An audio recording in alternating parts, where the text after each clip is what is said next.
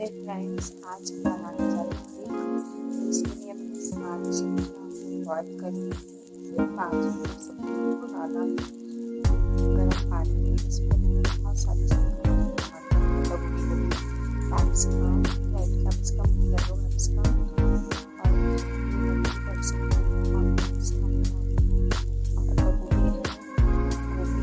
आलू है, जो भी आप सारी सब्जियाँ डाल सकते हैं। ताकि यहाँ पे सब्जियाँ यूज हो जाती हैं, तो इसलिए हम सारी सब्जियाँ यूज करेंगे। तो आप देख सकते हैं अब हम अपनी सॉस बनाने करते हैं।